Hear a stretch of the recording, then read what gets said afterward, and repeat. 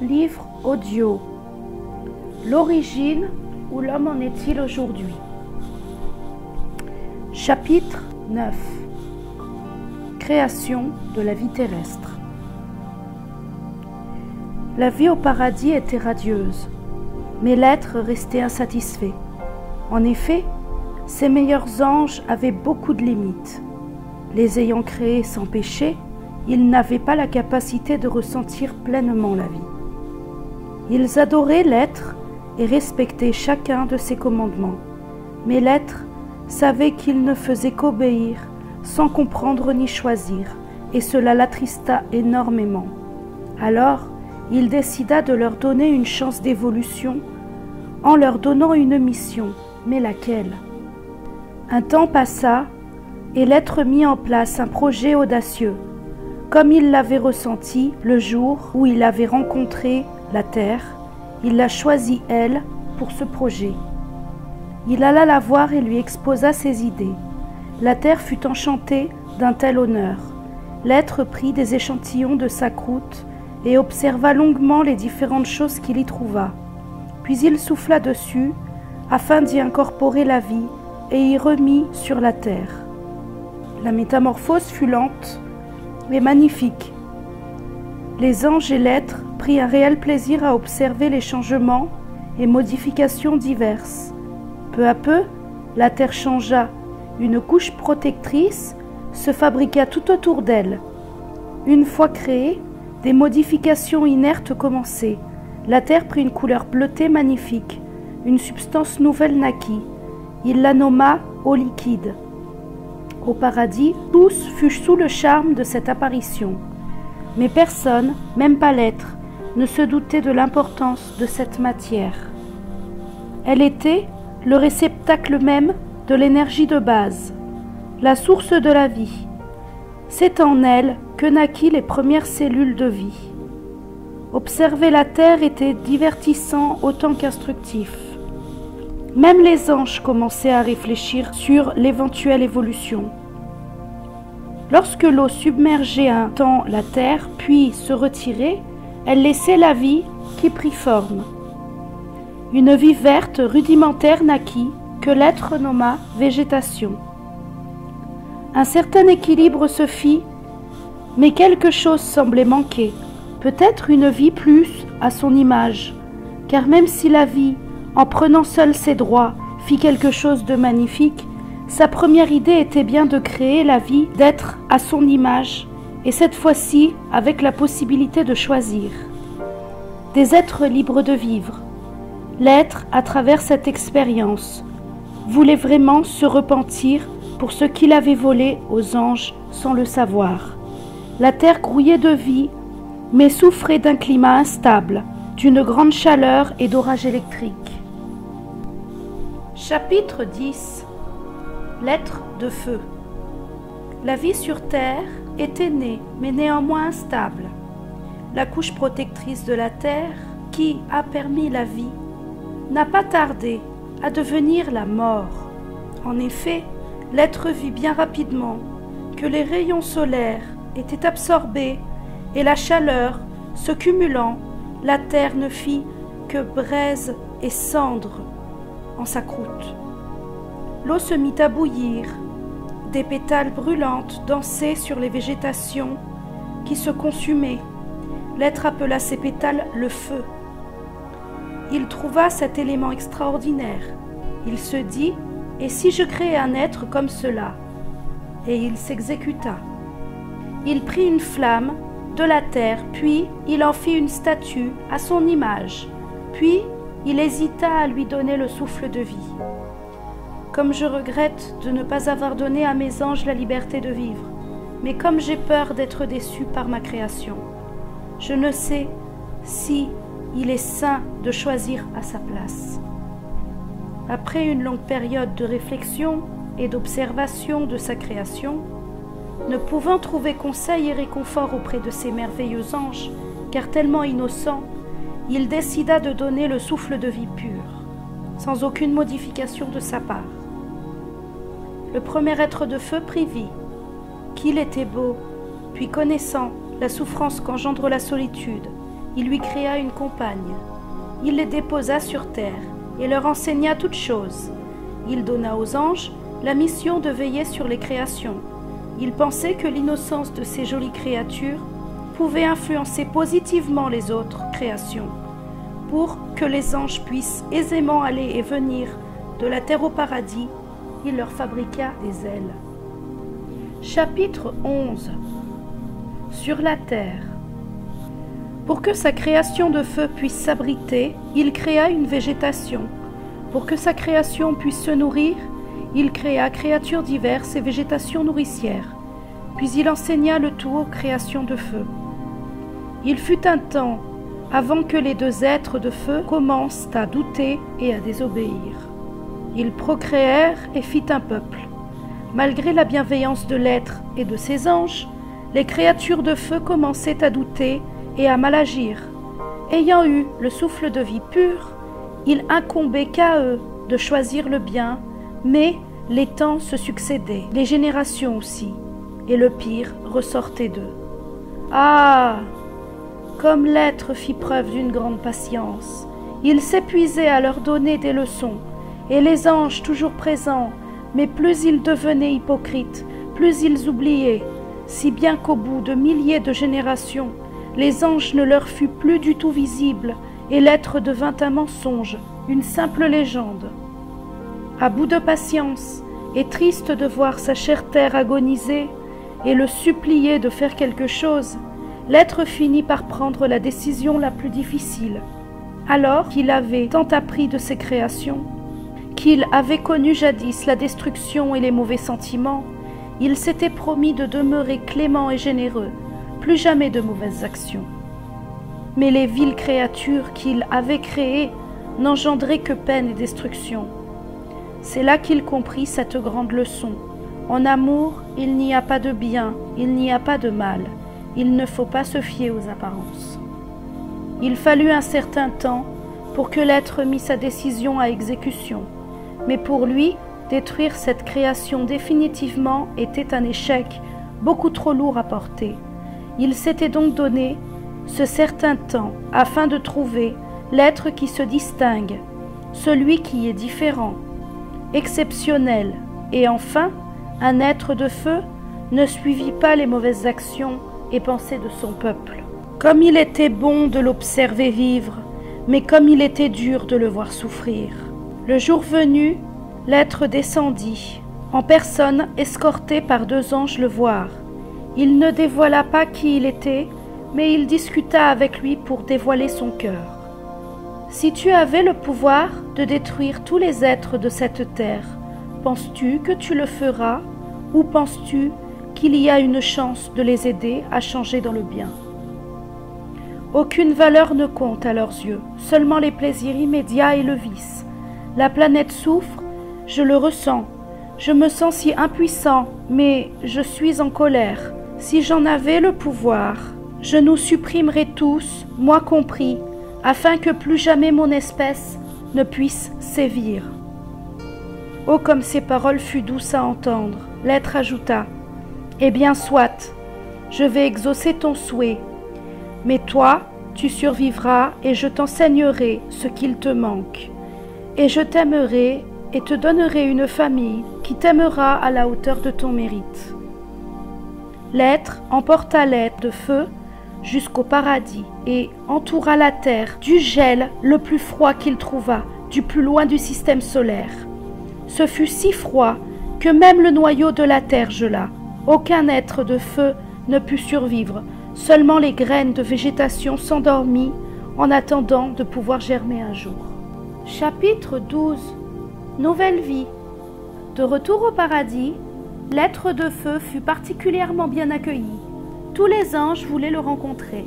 Il apporta quelque chose de nouveau au paradis, l'humour et l'être créateur, ainsi que les anges furent enchantés. De nombreux temps de bonheur se succédèrent. Les anges s'épanouissaient au contact de l'être de feu. Son expérience de vie lui avait apporté de grandes richesses. L'être créateur passait de réels moments privilégiés avec l'être de feu, et il en fit le chef de ses anges afin qu'il leur enseigne ce que lui leur avait volé, leur esprit critique. Chapitre 13. À la recherche d'une victoire. L'être était comblé de ses enfants. La paix et la bienveillance régnaient, et avec le soutien de son enfant du feu, les anges se révélaient peu à peu des caractéristiques particulières. Mais l'être présentait comme un vide, un échec pesant. Il s'entretenut alors avec l'être de feu. Toi qui portes la vérité en ton cœur, dis-moi ce que tu penserais si je créais un être. Encore ? Pourquoi, Père, s'acharner? N'es-tu donc pas satisfait de nous? Oh, comme je vous aime, mais je regrette tant mon échec, tes frères et tes sœurs que j'ai enfermés dans le néant.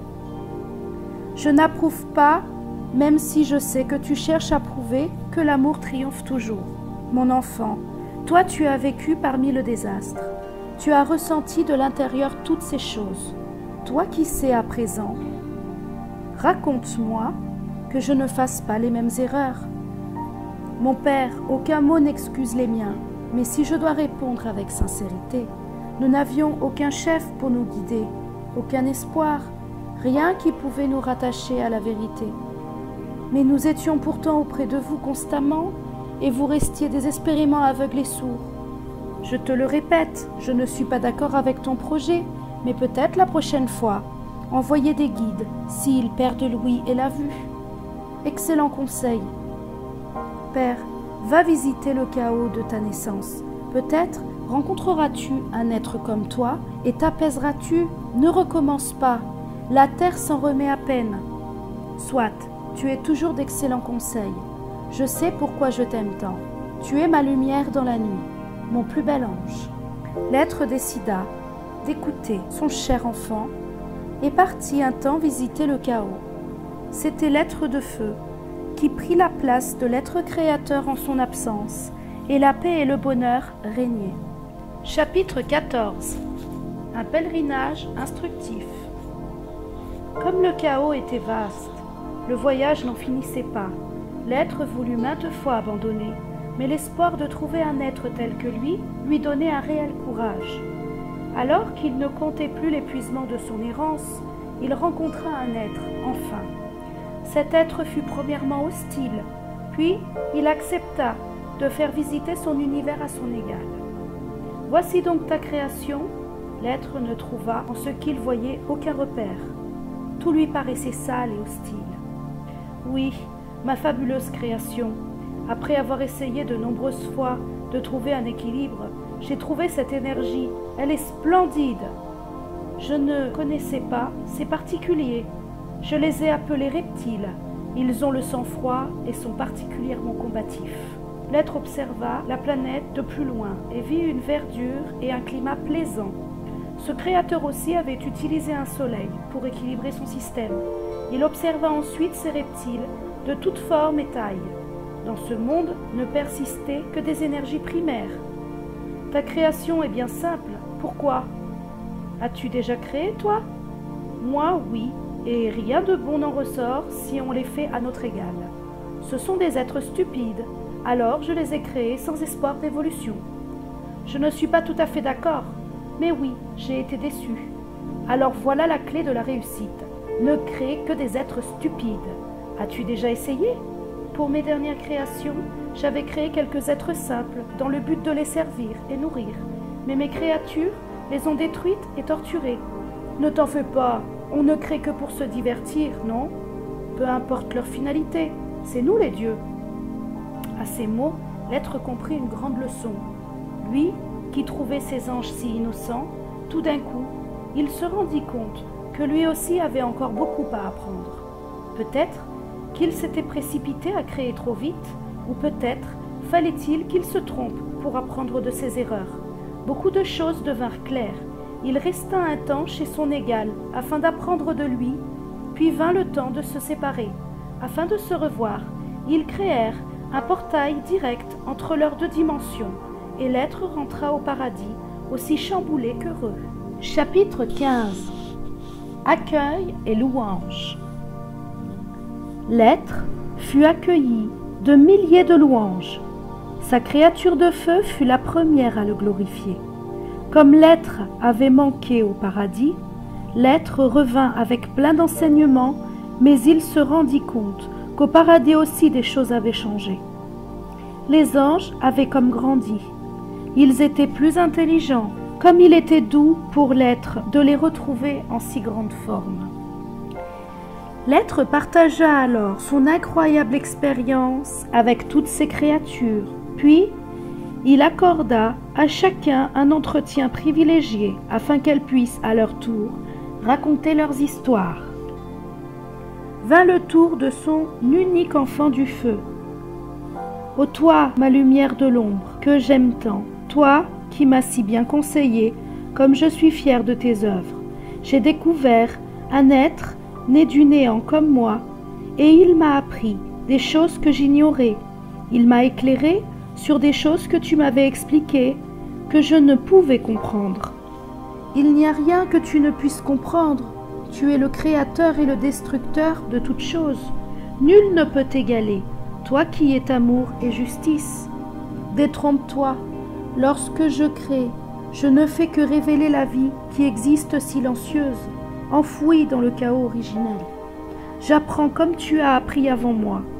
Oh, comme j'ai été naïf et innocent jadis, je le sais à présent. L'être que j'ai rencontré nous a nommé Dieu, et j'ai aimé. Aujourd'hui je peux exister car je suis nommé. Je nommerai toutes choses afin qu'elles soient. Je te nommerai aussi. Ton peuple a manqué de bien des choses car j'ignorais. Je créerai et donnerai à juste valeur dorénavant. Pourquoi te torturer à regretter ce qui a été? Tu as déjà fait des choses magnifiques, nous. La terre demeure sombre et brûlante car j'ai cru devoir laisser libre la vie. Mais je suis le Dieu révélateur et créateur. La vie a besoin de moi comme j'ai besoin d'elle. La terre sera ma privilégiée. Je lui accorderai des couleurs et des formes comme à sa jeune création. Quel beau projet! Oui, mes prochaines créatures jouiront d'une vraie matrice. L'être de feu s'assombrit et choisit de se retirer plutôt que de demeurer en conflit. Chapitre 16. Première partie de la Genèse. L'être décida d'équilibrer la Terre. Il envoya un astéroïde à grande vitesse. Le ciel et la Terre se séparèrent. Les débris créés par le cataclysme pivotaient autour de la Terre et se rassemblèrent. Une mini-planète naquit et Dieu la nomma Lune. Elle permit à la vapeur d'eau de tomber en pluie. Le ciel se dégagea et la terre connut pour la première fois la lumière. Dieu nomma le jour la face nord et la nuit la face sud. Il appela le mouvement terre, lune, soleil, espace et temps, et ce fut. La terre reprit ses droits et sa verdure originelle naquit de nouveau. Dieu créa alors les rivières et les montagnes.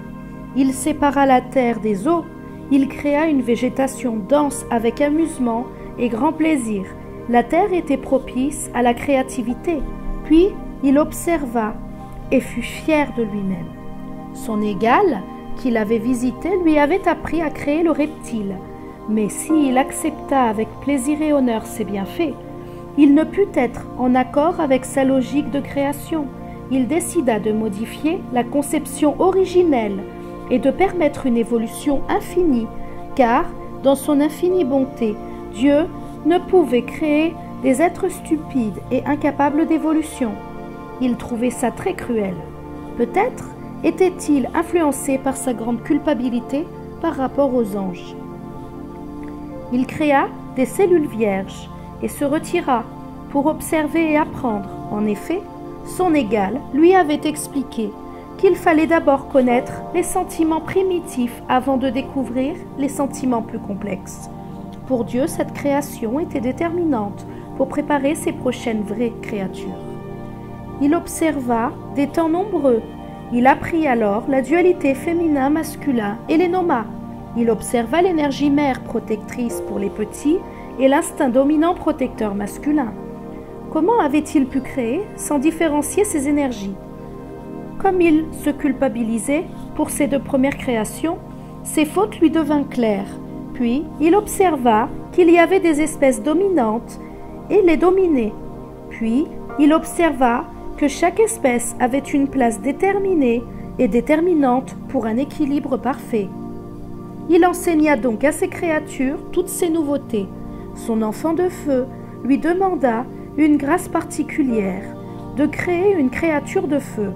Alors, après avoir observé longuement les dinosaures, il fit un cadeau à sa créature et lui offrit le dragon.